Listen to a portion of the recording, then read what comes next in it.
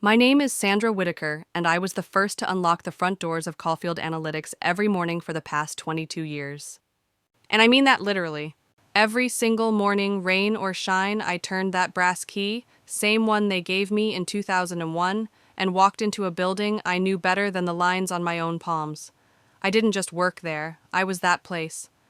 From the coffee pot to the circuit breaker in the back stairwell, I could tell you exactly what made the walls hum and what made them groan. I wasn't some assistant or office manager with a title bloated in fluff. I was the silent engine behind every functioning machine, every shipment that got out on time, every HVAC unit that didn't burst when the heat wave came through. And then one Tuesday morning in October, they fired me. Just like that. No warning. No meeting scheduled a week ahead. Just a sudden email from HR with the subject line touchpoint discussion. Today, after 3:45 p.m. I'd seen that kind of phrasing before. I'd written half the protocols they now used for onboarding and exits. So I knew. I knew before I even sat in that chair that my time was up. But they didn't know something that would change everything. Because they had forgotten one crucial detail, something buried under 2 decades of promotions, remodels and rebrandings. The lease of the building was still under my name. That's right, I was the legal tenant. Back in 2001, when the company couldn't get a commercial lease because they didn't have the credit or the revenue, they asked me, Sandra, the reliable one, the family member, to co-sign. But the property manager wouldn't accept a co-signer. So I just signed the lease myself. It was supposed to be temporary. But the company forgot to ever change it. 22 years of forgetting. 22 years of me paying the city utilities through my business account, keeping the cleaning crew on track with my Venmo, and managing the HVAC with my direct contact Bobby from Mercury Controls. They thought I was just furniture. They thought I was dust. But furniture doesn't sign the lease.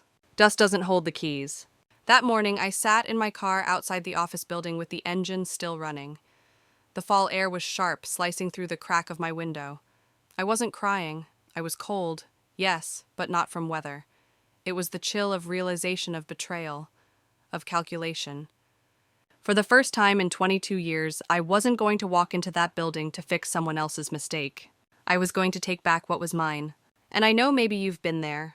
Maybe you've felt what it's like to be invisible until they need you, to be called family until you're no longer useful, to be cut out of something you helped build with bare hands and stubborn pride. If you've ever been treated like a ghost in the house you built, leave a like and keep listening, because you're about to find out what happens when the ghost decides to haunt the living. This isn't just a story about getting fired. It's about leverage, about legacy, and about what happens when you forget who really holds the power. I adjusted my scarf, turned off the ignition, and walked into that final meeting not as the woman they thought they were firing, but as the landlord they didn't know they'd just evicted themselves from. The game had already begun, and they had no idea they'd already lost. I wasn't always this calculating. Back when Caulfield Analytics was just a handful of underfed dreamers and one barely functional server, I was the woman who ran errands, cleaned the microwave, and stayed late to assemble desks with an Allen wrench and a stubborn attitude. I wasn't hired, I was adopted. That's what Marshall, the original founder, used to say. Sandra's not an employee, she's the spine. They meant it like a compliment. And for a long time, I took it as one. When the team needed office space but couldn't secure a lease, they turned to me. You've got great credit, Marshall said, grinning over a cup of stale vending machine coffee. Just sign for us. 6 months tops until we get funding. That was 22 years ago. There was no cosign, no legal handoff, no update when they became profitable. Just inertia. They were too busy scaling, I was too loyal to ask. So I stayed on the paperwork. And then I stayed on everything else. The carpets, I picked the color. The security code for the back exit, I programmed it. The backup generator they pretended didn't exist during board presentations. That was my idea after the great outage of 2008. And I kept track of all of it. Every invoice, every signed amendment, every email that said, Sandra, could you just... followed by a request no one else knew how to fulfill. I became the vault for the company's collective memory. But the funny thing about vaults is, people forget they're there until they realize what's locked inside. After I got that HR email, I didn't go home. I didn't go cry in my car or call a friend to vent. I went to my personal storage unit in Queens, slid open the rusted metal door, and pulled out an old banker's box labeled Caulfield Lease. The handwriting was mine.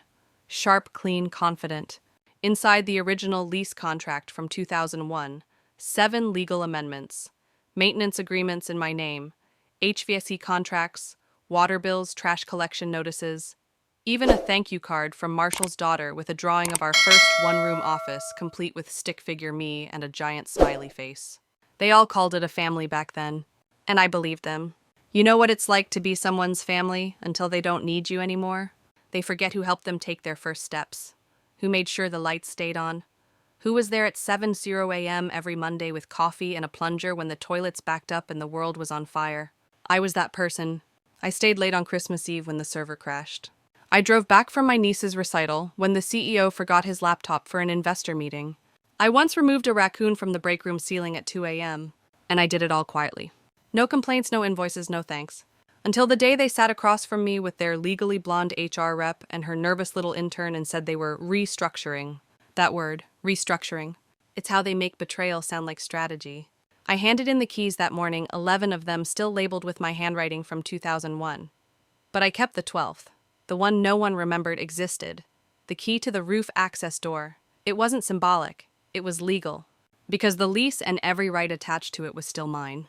They had evicted me from a job, but they were about to find out I was the one holding the door to their kingdom. The sun was setting when I got back to my apartment. I microwaved some leftover chili, poured myself a glass of iced tea, and sat down at my desk. I opened a blank email, the subject line lease review inquiry. I typed 3 sentences to Lenny Boyd, my old real estate attorney and longtime family friend. The kind of man who didn't talk much but remembered every comma in a contract. Lenny, it's Sandra. Remember the Caulfield lease we drafted back in '01? I think it's time we reviewed the renewal clause. Then I hit send. It wasn't anger, it wasn't vengeance. It was accountability long overdue. If you've ever kept a building standing while being treated like part of the wallpaper, you'll understand. They may have fired the employee, but they forgot they still worked under my name. The next morning, my inbox pinged at 7:12 a.m. right on cue. It was from Lenny. Subject lease clause 9B. You're in the clear. Sandra, they missed the 30-day renewal window by a hair. No notice was filed. Lease reverted to month on September 1st. That gives you full legal right to terminate with 30 days notice. Also still have the HVAC under your name. Let me know how hard you want to hit them. I stared at the message for a full minute, not moving. My coffee had gone cold in my hand. Then I leaned back in my chair and let the weight of it settle over me. This wasn't personal anymore. This was contractual. They didn't just forget my name, they forgot my power. And I had proof of every single oversight. For years, they had relied on systems that ran through me. Not company servers, not departments. Me. The HVAC repairs. The cleaning crew. The electrical upgrades and backup power. All routed through accounts I managed. At some point, they stopped paying attention to the paperwork because they trusted Sandra would take care of it. And I did. Until they decided I was no longer necessary. Funny how quickly people erase the bridge they're still walking across. I opened the file cabinet and pulled out 3 folders: insurance, commercial utilities, City of New York building maintenance, contracts. All of them had active accounts, all still under my signature. And not one of them had been transferred or even discussed in the so-called exit interview, because no one asked. That afternoon, I drove down to the property manager's office, Thomas Blevins' 3rd-floor corner suite, with the view of the construction pit that used to be a parking lot. He was a wiry man in his 60s, who always smelled faintly of copier toner and had the personality of a tax audit.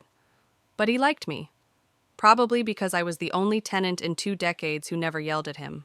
When I stepped into his office, he looked up over his glasses and said, "Sandra, didn't expect to see you back here." I sat down and placed a crisp folder on his desk. "I need to confirm something," I said calmly. "No renewal notice from Caulfield Analytics was filed by August 1st, correct?" Thomas blinked, typed into his monitor, and after a moment said, "Nope, nothing logged. They've been month to month since September."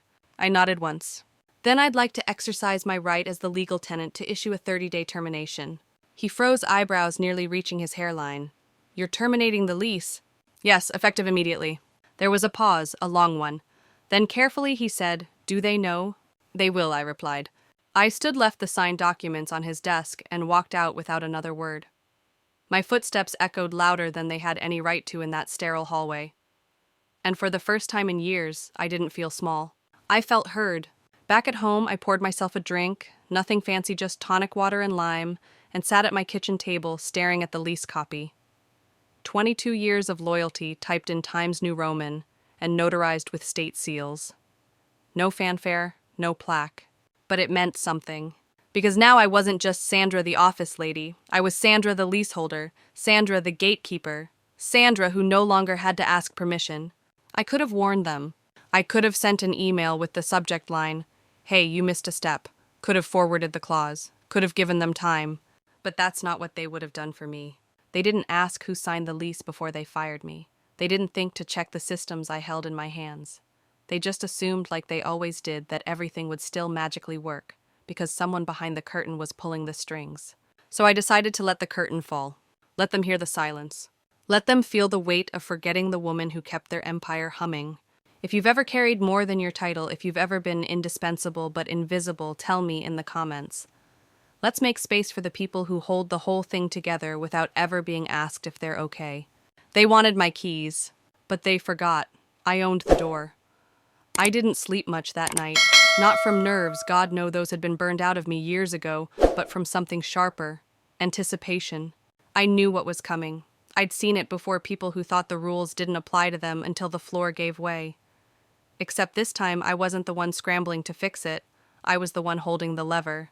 At 7:36 the next morning I got a text from Lenny.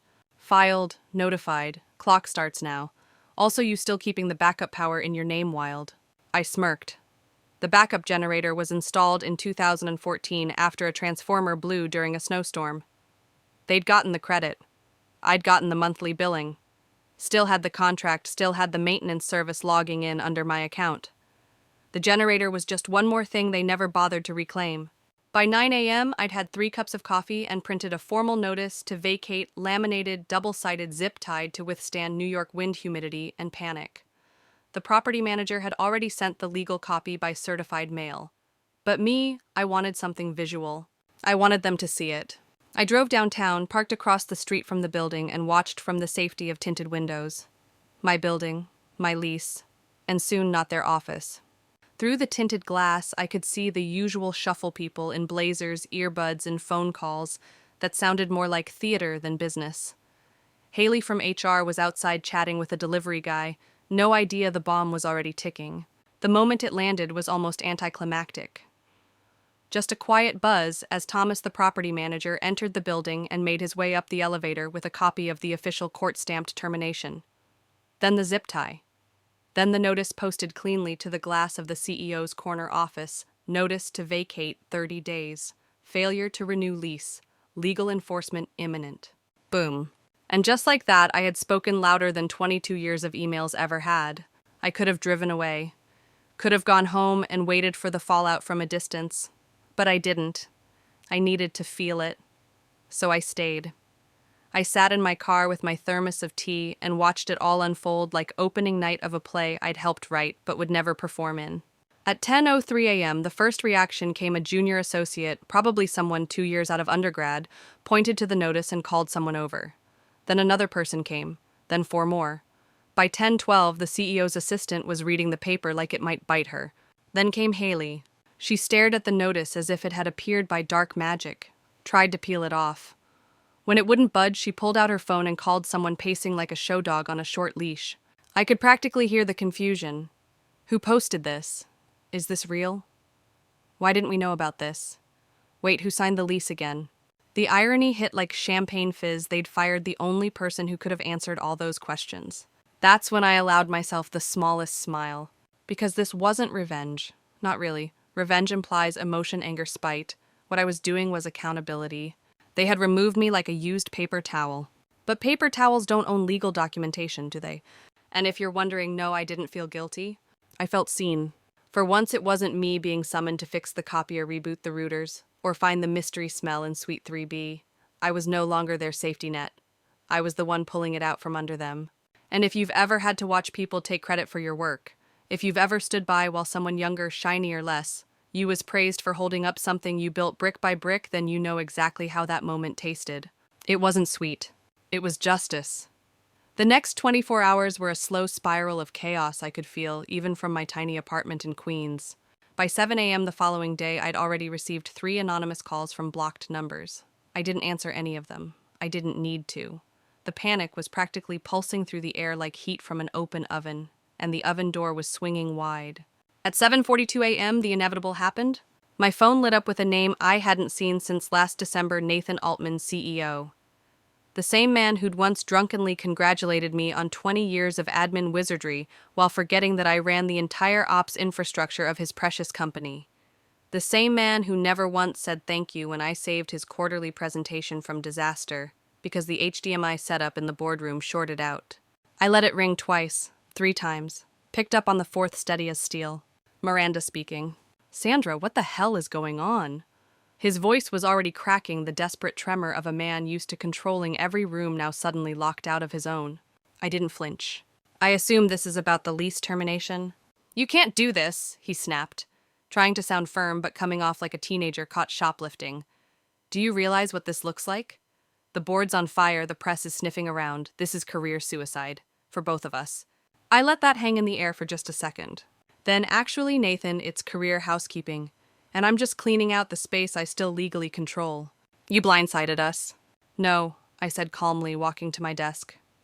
You blindsided me when you handed me a severance packet with my name spelled wrong and told me my role was no longer aligned with the company's vision. That's what this is. Just alignment. Silence on the other end. I imagined him pacing the executive suite in those overpriced suede shoes looking for someone to blame. There's gotta be a way to fix this, he muttered. A workaround. Mediation. You don't really want to go to court over this, do you? I sat down, opened my laptop, and drafted a message to him while he kept rambling. Subject line: company property as requested. Body attached is the complete original lease agreement, all amendments and documentation of the unauthorized sublease you failed to report. As you requested, consider this full confirmation that I've returned everything belonging to the company. Attached lease termination, MJH signed PDF. I hit send before he could finish his next sentence. I'm done, Nathan, I said gently but firmly. You fired the person who held the keys. Now you're standing outside in the rain, wondering why no one's letting you back in. I didn't wait for a response. I hung up. And let me tell you something, the silence that followed wasn't empty. It was power. I poured myself a cup of coffee, not from a trendy espresso machine, but from my faithful drip pot. Sat at my kitchen table with the satisfaction of a woman who finally stopped being the cushion for someone else's comfort. If you've ever had someone try to erase your value while still living off your labor, share your story below. I think there are more of us than we realize. That morning, for the first time in decades, I wasn't driving to solve someone else's mess. I was watching the fallout of a decision they thought would go unnoticed. The irony. They were so busy strategizing their next phase, drafting sleek investor decks, and hiring image consultants that they never noticed the foundation beneath them. Me had quietly walked away, taking the floor with her. Sometimes the most powerful move isn't yelling. It's leaving and locking the door behind you. If this part of the story hit you hard and you've ever walked away from somewhere that didn't value you, leave a like, drop a comment, or hit subscribe. You're not alone, and we've got more to unpack. By the next morning, the executive floor at Caulfield Analytics had entered full-blown panic mode. I didn't need an insider to confirm it, though. Amusingly, I got plenty of messages. Anonymous DMs, cryptic texts, a voicemail from Dan in facilities that began with "Okay, so things are melting." And all of it because of a date on a lease they forgot to read. It was almost poetic. Clause 9B in the lease was simple. If the tenant failed to submit written renewal 30 days prior to lease expiration, the agreement automatically reverted to month-to-month terminable at the landlord's discretion.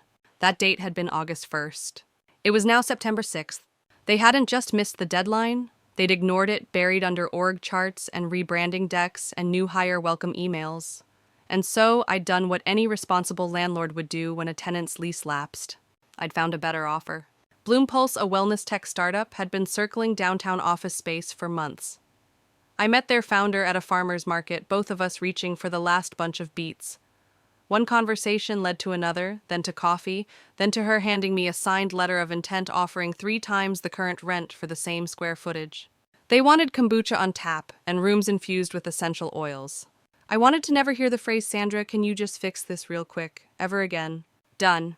While Caulfield was stumbling through denial and disbelief, Bloompulse was already ordering wallpaper samples.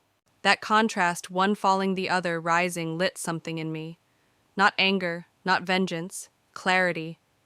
For the first time in 2 decades, I wasn't just reacting. I was building something new. I was choosing where my energy went. And yet, even as the legal notices were posted and emails were flying like bees in a busted hive, the execs at Caulfield still hadn't connected the dots. They kept asking, who the hell is responsible for this, as if a stranger had snuck in and pulled the rug out. No, sweetheart. You just never looked down long enough to notice it was a rug at all. I got another call from Thomas, the property manager. They're calling every 15 minutes now, he said, wanting to renegotiate to correct the misunderstanding. One of the execs tried to offer me Knicks tickets. I laughed out loud. Did you take them? Please, he said deadpan, they were nosebleeds. We both chuckled. But his next question made me pause. Are you sure you want to go through with this, Sandra? It's not too late to step back. You'd be within your rights either way. I thought about it for a full second, and then I said no. I'm not stepping back. I stepped back for 22 years. It's their turn now. I hung up and took a walk around the block. It was one of those crisp mornings where the air smells like concrete and second chances. Leaves were starting to turn, and I passed a woman pushing a stroller, her coffee balanced perfectly on top of a diaper bag. She smiled. I nodded. Neither of us spoke. But somehow we understood each other. Back home, I opened my laptop and signed the final documents transferring tenancy to Bloom Pulse. 5-year lease, $12,800 month, triple net. The file name closure.pdf. Not revenge, not retaliation. Just closure. If you've ever reached the point where silence was the loudest response you could give, you know that peace isn't passive, it's earned. And sometimes it wears a zip-tied notice on an executive door. Sometimes it tastes like coffee you brewed in your own kitchen. Sometimes it's just quiet. But God, is it powerful. The day the eviction notice hit the front doors of Caulfield Analytics, I brewed my coffee a little slower. Not out of ceremony, out of stillness. For the first time in years, I wasn't rushing out the door to beat traffic or get in early before someone clogged the sink with chia seeds. I didn't have to fix anything. Or anyone. I sipped slowly, watching the steam rise, knowing somewhere downtown someone was panicking over a zip-tied piece of fluorescent orange paper. That was the morning Caulfield learned what it means to run out of time. By 8:03 a.m., Haley from HR had strolled into the building in her trademark beige heels and almond milk latte, her version of authority and wellness. She smiled at the temp receptionist and probably assumed the day would go the way every one of her days did, full of posture half-truths and calls she pretended were urgent. Until she saw the notice. She froze. She reached for her phone. She called building security. She tried to remove the zip tie. It didn't move. By 8:07, she was on the second floor, pacing like a cornered deer, whispering furiously to anyone who would listen. By 8:15, the CEO arrived, sweaty, unshaven Bluetooth in one ear, expletives on his tongue. The entire executive wing clustered around the laminated document like it was an alien artifact. Notice to vacate 48 hours, court approved, enforced by county marshal. They couldn't peel it off. They couldn't ignore it. And worst of all, they didn't know who had signed it. Until someone opened their email. Haley's inbox pinged at 8:37 a.m., with the legal documentation sent directly by the property manager, CCing the company's own legal team. The sender of the original lease termination, Sandra Whitaker. She opened the PDF, her jaw slackened. Dan from facilities leaned into the break room and said to no one in particular, "Told you something was weird?" Back in my sunroom, I watered my peace lily and watched the light filter in through the curtains.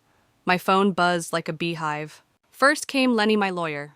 They called building security. "Marshal's on the way tomorrow. You're a legend." Then Dan. "They look like ants in a microwave. Proud of you." Then the local business blog. Headline: downtown tech firm evicted in mid-lease dispute. Insider suggests executive mismanagement. They didn't name me directly, but the comment section did.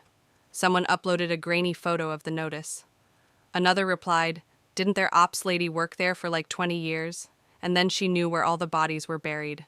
I smiled, a real one, the kind I hadn't felt since before the company holiday party where Nathan forgot my name while handing me a $25 gift card like it was an inheritance. And here's the thing, there wasn't one person I truly hated in that company. Not Haley, not Nathan, not even the intern who once blamed me when the kombucha exploded in the mini fridge. What I hated was the forgetting. The entitlement. The assumption that what I gave was a given. No one noticed when I stayed until 9 p.m., rebooting the router with a ballpoint pen. No one thanked me when I personally rewired the HVAC during a heat wave to keep the servers alive. I didn't expect fanfare, but I also didn't expect to be erased. They wanted closure. I gave it to them with a signature clause in 30 days. If you've ever worked behind the scenes and been made to feel like you never existed, I hope this part of my story speaks to you. Because your silence doesn't mean you're powerless. It just means you're waiting for the right moment to act. And if you've ever thought about what justice looks like without yelling, maybe this is it. If this part resonated with you, don't forget to hit that subscribe button, drop a comment about a time you were underestimated, and share this with someone who's ready to reclaim their worth. You're not invisible. You're just waiting. From the outside, it probably looked like chaos had struck overnight. But for me, it was a storm that had been brewing for years. Every overlooked effort, every stolen idea, every time someone else took credit for what I held together with nothing but duct tape and willpower. The only surprise was how long it took the building to start crumbling once I stopped holding it up. By mid-afternoon that same day, the entire office was vibrating with whispers and confusion. Panic was beginning to turn into action, but the kind born of desperation, not direction. They tried to move fast. I watched from a distance. A meeting was hastily assembled in the glass conference room, the one they used for press interviews and culture reset presentations. The irony, the blinds they pulled down for privacy, didn't even reach the floor, so anyone walking by could see the chaos through that clear inch of exposure. The scene was almost cinematic. Haley furiously typing on her laptop, Nathan gesturing wildly, the CFO clutching papers like they held the cure, legal counsel flipping through the lease like it was written in Greek, and I just sat on my couch legs tucked beneath me sipping tea and smiling faintly. Because no one had contacted me directly again. Not a call. Not an apology. Not a maybe we underestimated you, Sandra? No, they were too busy backpedaling through the debris of their own arrogance. And as the panic spread, so did the truth. Within hours, whispers started to reach their favorite watering holes, Slack channels, LinkedIn rumors, industry forums. The building was being lost. An eviction notice had been posted. The company was scrambling for a contingency plan with less than 48 hours to execute it. By sunset, one of the junior developers tweeted, "Welp, just found out our building is being repossessed because no one knew who signed the lease. I need a drink." The replies were a mix of emojis, disbelief, and popcorn gifs. But one reply hit hardest. "Ask Sandra Whitaker about the lease. She probably has it framed." And you know what? They weren't wrong. The original lease and all 7 amendments were sitting in a manila folder on my dining table next to a candle, a coaster, and a stack of old birthday cards I hadn't had the heart to throw away. I was never trying to hurt anyone. That was never the point. But the truth is, you can't keep calling someone invisible and expect them to keep showing up. You can't build a company on someone's back and then act surprised when they stand up. At 6:12 p.m., I received one more text, this one from a former intern named Jamie. She'd moved on to another company years ago, but still sent me a Christmas card every year. "Just heard what happened. I hope you're okay. And I hope they're finally realizing what you meant to that place." I stared at the message for a long time. Then I replied, "I'm more than okay. I'm finally being seen." Because that's what this was really about. Not revenge. Recognition. The simple dignity of being acknowledged for the years spent keeping other people afloat while quietly drowning yourself. That night I went to bed early. My peace lily caught the glow of the street lamp through the window. The air smelled like coming rain. Tomorrow would be messier. The court order would hit harder. And they'd be forced to admit not only had they let go of their backbone, they'd done so without knowing who held the deed beneath their feet. But for now I let myself rest. Let the city carry their noise while I curled deeper into quiet power. And if you've ever had to teach someone your worth by letting them feel your absence, you know. You know this kind of silence isn't retreat. It's arrival. I woke up the next morning before the sun even touched the blinds. There was a particular kind of electricity in the air, not tension but certainty, like the moment right before a long overdue storm finally breaks. By 7:58 a.m., the county marshal had arrived at Caulfield Analytics. By 8:03, the official court-ordered notice was posted on the main entrance, laminated zip-tied marked with a bold fluorescent orange seal that read, "Final notice premises must be vacated within 48 hours." At 8:07, Haley arrived. She was wearing a trench coat and those absurd beige heels that clicked like applause every time she strutted across the marble lobby, only this time there was no one to clap for her. She paused at the front desk. The temp receptionist Amber blinked and said, "Oh yeah, something weird's on the CEO's door." Haley, probably assuming it was another passive-aggressive meme from the IT department, rolled her eyes and headed upstairs.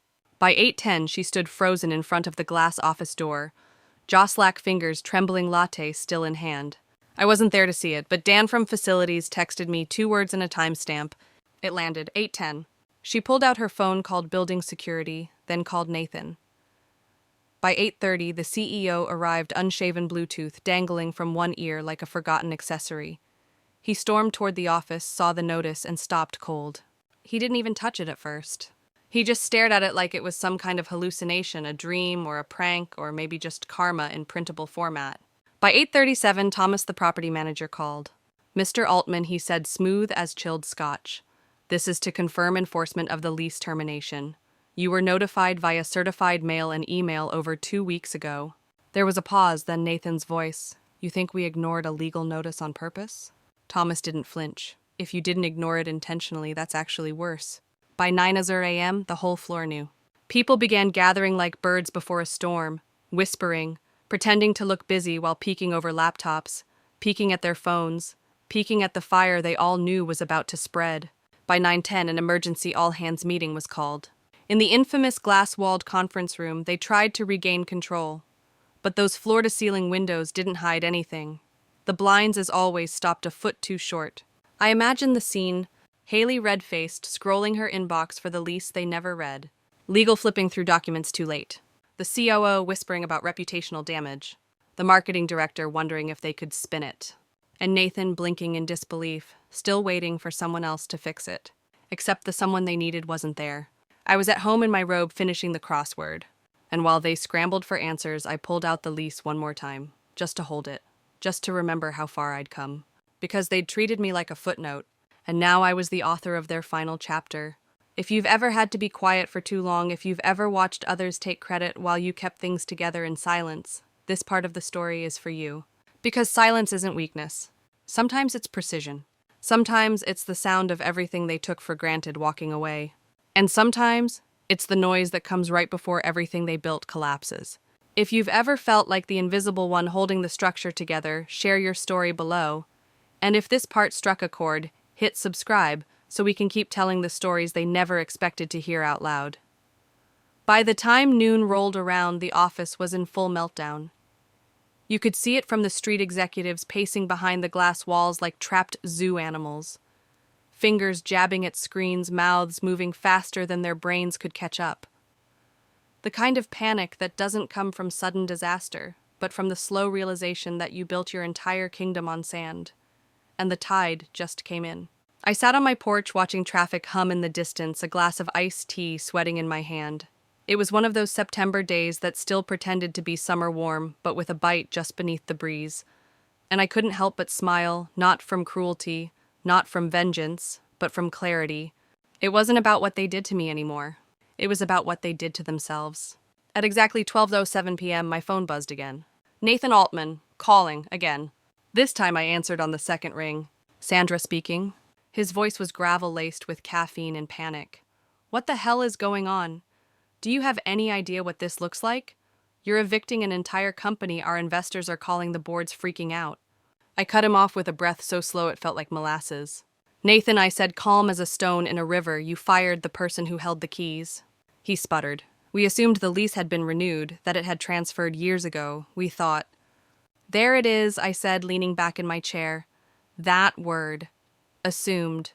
You assumed I was replaceable. You assumed someone else had taken care of the boring stuff. You assumed the woman who showed up first and left last year after year didn't matter anymore." He was quiet. And that silence said more than his shouting ever could. I opened my email while he breathed into the receiver. Typed out a new message addressed to him, CCing legal, CCing HR, CCing Dan from facilities because Dan deserved the show. Subject line: company property. As requested, body attached is the complete original lease agreement, including all amendments, documentation of your failure to renew, and evidence of unauthorized subleasing. This concludes your request for documentation and confirms my legal right to terminate occupancy. Further inquiries should be directed to Bloom Pulse Inc., the new tenants effective October 1st. Attachment: lease termination, SUH, final PDF. I hit send. Mid-call. He must have heard the ding. His breath caught. "This is going to ruin everything. The press is already circling. This could follow you too, Sandra." I swirled the last inch of tea in my glass. "Oh, Nathan," I said, soft as a lullaby, "you're not the one I'm worried about." "You blindsided us," he tried one more time. "No, I corrected you, forgot me. There's a difference." And then I said something that stopped him cold. "I didn't burn your house down, Nathan. I just stopped holding the beams in place." The call went silent. Then a click. He hung up. I sat there a moment longer, letting the quiet settle around me like a warm blanket. The sky above was wide and blue without a single cloud, a kind of peace I hadn't known in years. If you've ever had to remind someone what your absence feels like, if you've ever been taken for granted until it was too late, don't be afraid to leave your story in the comments below. Because sometimes the best revenge isn't loud, it's lawful. And if this moment hit home for you, maybe it's time to subscribe because we've only just reached the halfway point of this storm. And trust me, the eviction is only the beginning. By Friday morning, the corporate spin machine was running hotter than a July air conditioner in a blackout. They tried everything. I heard through the grapevine, mostly from Dan, who was quietly becoming my inside source, that the execs were calling every commercial landlord within 10 miles begging for temporary office space. One of them even offered Thomas, the property manager, a seat on their wellness council if he'd delay the eviction. Thomas told them, and I quote, "You guys forgot your own lease. That's not wellness, that's negligence." I couldn't have said it better. Meanwhile, Bloom Pulse had already wired the deposit, finalized permits, and scheduled movers. The founder sent me a photo of their new branded welcome mat with a note that simply said, "We won't forget who opened the door." It landed harder than I expected. Because when you've spent 2 decades being thanked with nothing but leftover protein bars and fake smiles, one real gesture feels like a revolution. At 10:43 a.m., a video surfaced online. A grainy, handheld clip shot from across the street. Nathan Altman, the CEO. The man who once gave a TEDx talk titled Resilience in Leadership was caught on camera, hurling a folding chair into the side of a moving truck as his team scrambled to evacuate their office. It bounced off the U-Haul with a hollow clang. The internet erupted. When your office karma hits harder than your IPO plans. Chair toss. Leadership under pressure. This is what happens when you fire your backbone. The clip made it to the front page of TechSlam by lunch. By 2 p.m., it hit Cringe Bay. By dinner, it was on Fail Whale with a caption that read, "Restructure this." And me, I was at home slicing apples for a pie I hadn't baked in years. Something about that simple grounding made the day feel real. I wasn't just watching them fall apart. I was reclaiming time. Time they stole in the form of late-night calls, forgotten birthdays, broken promises of promotions that never came. Time I gave willingly until I realized they only valued what I did, never who I was. That evening, someone knocked on my door. A courier. He handed me a large gift basket wrapped in clear cellophane organic fruit lavender tea, a tiny jar of turmeric gummies. On top, a handwritten note, "Sandra, thank you for the space and the story. We'll take good care of it. The Bloom Pulse team." I set the basket down, leaned against the counter, and for the first time in a long time, I laughed. Not politely, not out of surprise. A real full belly-deep laugh that felt like it had been waiting years to escape. Because for once someone saw me. Not as a cog, not as a convenience, but as a person who had carried more than anyone knew and finally put it down. If you've ever walked away from something that once felt like your whole identity, only to find peace waiting on the other side, drop a comment. I'd love to hear what freedom sounds like in your story.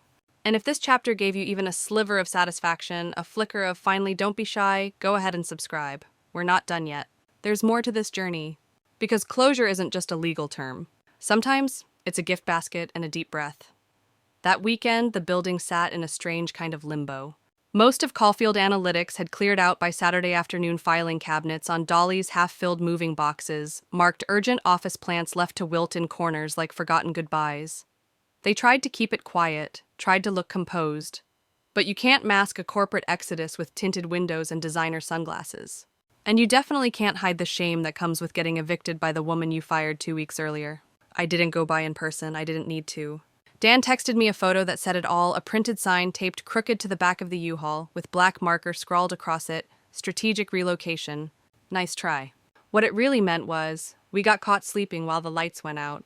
Meanwhile, Bloom Pulse was already moving in furniture samples and picking out eucalyptus-themed wallpaper. They emailed me about a small ceremony they were hosting in the lobby the following Friday. A fresh start, they called it, with gratitude as the foundation. That phrase stayed with me. Because gratitude had become foreign currency in my former company, rare, undervalued, and always owed but never paid. But in this new space, it felt like an invitation, like the opposite of erasure. That Monday morning, I sat on my porch with a cup of black coffee and an old portable radio playing classic rock. It felt like time had slowed. The sun broke over the rooftops. Somewhere in the distance, birds were singing like they hadn't been told the news. 4 blocks away, the former darlings of downtown tech were hauling out Herman Miller chairs and boxes of half-used printer paper. Nathan was there, red-faced and sweat-soaked in his wrinkled tan suit, barking orders that nobody was listening to. And then it happened. The moment that sealed their legacy not as visionaries but as a cautionary tale. He lost it. Nathan hurled a folding chair across the sidewalk. It clanged against the side of the U-Haul, echoing like a sad gong between the buildings. A collective gasp went up from the small crowd that had gathered across the street, phones already raised. One video, one caption, when your office karma comes due. By noon it was everywhere. No amount of PR polish could cover it up. No bland corporate statement could untoss that chair. He wasn't just a CEO anymore. He was a meme. Meanwhile, I stood in my kitchen unwrapping a lavender-scented candle from the Bloom Pulse gift basket and setting it on the windowsill. I lit it. The room filled with calm. Peace, it turns out, smells a lot like finally being free. It's not dramatic, it's not loud, it's not even public. It's quiet, deep, like finally taking a breath you didn't know you were holding. And that's when I realized something. I didn't need revenge. I didn't need them ruined. I didn't even need an apology. What I needed was to feel real again, visible. And I was, not because of their downfall, but because I finally stopped asking for their permission to matter. If you've ever walked away from something toxic and discovered yourself again on the other side, tell me in the comments. Let's remind each other that peace is not only possible, it's powerful. You don't need to scream to be heard. You just need to stop whispering to people who were never listening. I stood in the hallway, still in my slippers, holding something I hadn't touched in over a decade. The original office key. It wasn't flashy, just a plain brass key, slightly tarnished, worn around the edges from years of use. I'd used it every day without thinking. Slid it into locks before dawn. Turned it with calloused fingers while half asleep. Locked up at night when no one remembered I was still in the building. But now it was something else. A relic, a reminder, a symbol. The door it once opened now belonged to someone else. A new company, a new generation.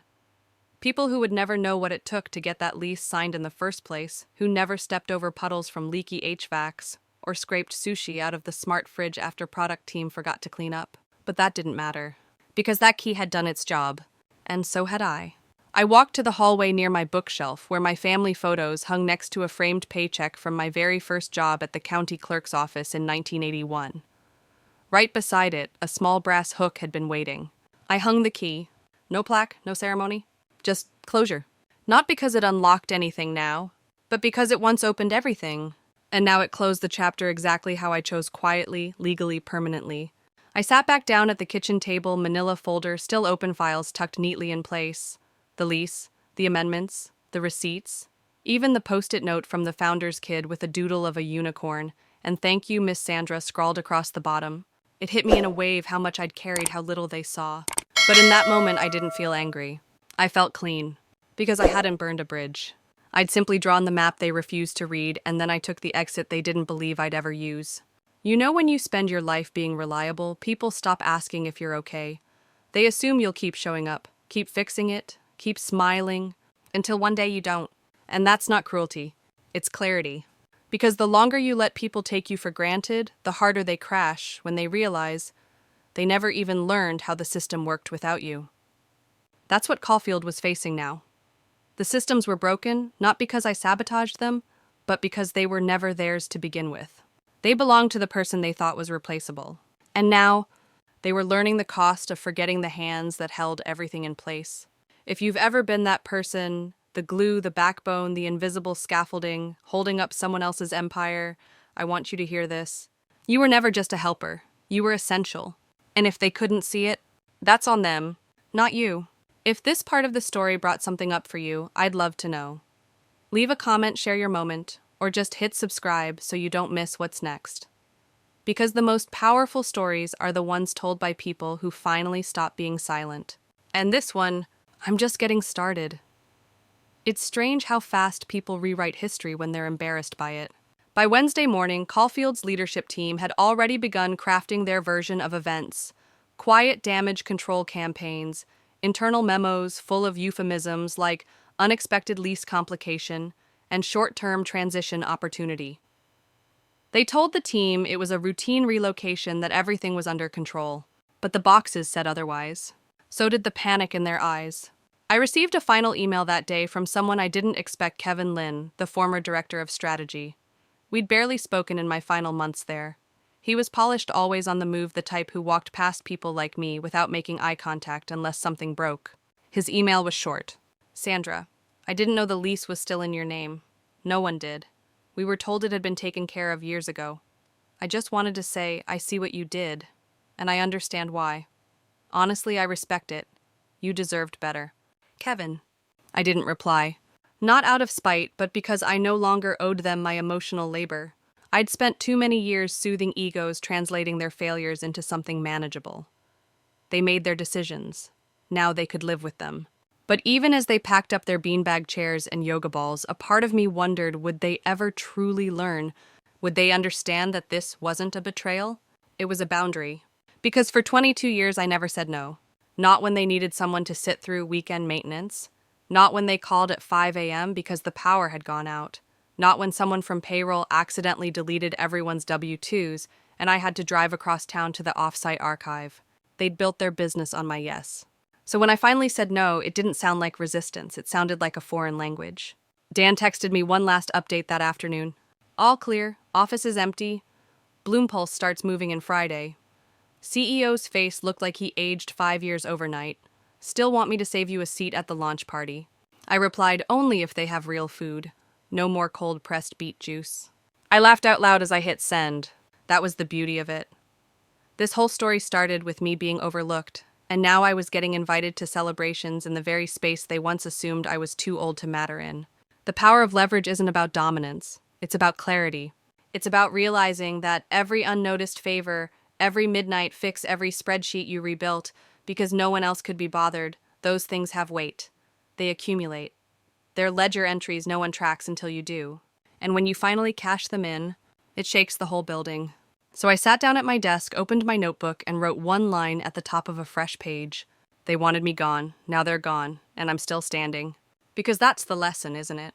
When you build something well, really well, it stands even after you've stepped away. And sometimes the most poetic ending is when the thing they tried to take from you ends up being what sets you free. If you've ever walked away from something that no longer saw you and watched it collapse without you, let me know in the comments. We've all been Sandra at some point. And if this part gave you a quiet thrill or a loud finally hit subscribe, because stories like this, they matter more than people admit. The day Bloompulse officially moved in, I stood across the street with a paper cup of coffee in hand and the wind tugging gently at my jacket. The sidewalk glistened from a light morning rain. The new team, fresh-faced, wide-eyed, bustled with excitement. Movers rolled in ergonomic chairs and wooden planters filled with ferns. A cheerful banner hung over the glass door. Your vibe starts here. It wasn't my aesthetic, but it was theirs. And most importantly, it was not Caulfield's anymore. I watched from a distance just long enough to see the first few smiling faces walk inside, carrying the kind of energy you only have when you think everything's still ahead of you. And maybe for them, it was. Across the street, Suite 221 was unrecognizable. The same space that once held silent resentment and performative gratitude now glowed with fresh paint and hope. The walls that had echoed with passive-aggressive management meetings were now lined with mood boards and framed quotes about intention and growth. And me, I wasn't bitter. I wasn't mourning. I was free. Because what they didn't understand, what people rarely understand, is that you don't have to destroy something to reclaim your worth. You just have to walk away with the piece of it that was always yours. Mine was peace. Mine was power. Mine was the key I had hung on the hook last week. A quiet final punctuation mark on a chapter nobody thought I'd get to end on my own terms. Later that afternoon, back at home, I opened a new email from Lenny. Subject: final notice filed. Case closed. They've officially vacated. No appeal. No protest. Judge signed off on full enforcement. You're clear, Sandra. Let me know if you ever want to invest in a second property. Maybe one with less drama. I laughed so hard I startled my cat. Then I poured a glass of wine, opened my notebook, and wrote down a single phrase. Leverage is not cruelty, leverage is memory. Because they forgot. They forgot what I held. They forgot how I held it. And they forgot that quiet people are often the ones paying attention the most. They mistook my silence for weakness. But silence is where power gathers. And I used mine not to burn down their empire, but to reclaim the foundation they built it on. Now, as Bloompulse fills that space with soft music and wellness seminars, and maybe a Himalayan salt lamp or two, I hope they appreciate what they're stepping into. Not just square footage, but legacy. Because if they care for that space with even half the integrity I gave it, they'll do just fine. And if they don't, well, I'm still the one who negotiated the air rights. If this final part of my story meant something to you, if it made you feel seen or strong, or just a little more certain that your quiet labor is worth something, then say so. Drop a comment, share your story, subscribe. Not because I need the numbers, but because we need to remind each other that being overlooked is not the same as being powerless. They wanted company property returned, so I gave it back with interest. After everything had settled, I took a moment to reflect not just on the company or the eviction, but on what it truly means to hold power quietly, to be the unseen force behind the scenes. For years, I was the backbone, the keeper of the keys and contracts, the fixer of broken things no one else wanted to touch. I didn't ask for recognition. I never sought the spotlight. I showed up every day because I believed in the work in the people, and in the promise of building something meaningful. But there comes a point when silence becomes complicity, and loyalty turns into invisibility. That's when you have to choose keep giving until you vanish or reclaim your worth on your own terms. My choice was clear. I stepped back, not with bitterness, but with clarity and resolve. I took what was rightfully mine and closed the chapter gracefully, legally, and permanently. This story isn't about revenge. It's about understanding your value even when those around you don't. It's about standing firm in your truth and realizing that true power isn't about control or dominance, but about ownership of your story and your boundaries. To anyone out there who feels unseen, overworked, or undervalued, your presence matters. Your work matters. And sometimes walking away is the strongest thing you can do. It's not defeat, it's liberation. If you believe in living life on your own terms and demanding respect and fairness, then join this community. Share your story, learn from others, and know that you are not alone. Together, we rewrite what it means to be powerful not through noise, but through quiet strength. Thank you for listening. If this story touched you, if it gave you courage or hope, please subscribe, comment, and share. Let's keep the conversation going and support each other in finding our own paths to freedom. Because sometimes the most profound victories come not from fighting harder, but from standing still and claiming what's rightfully yours.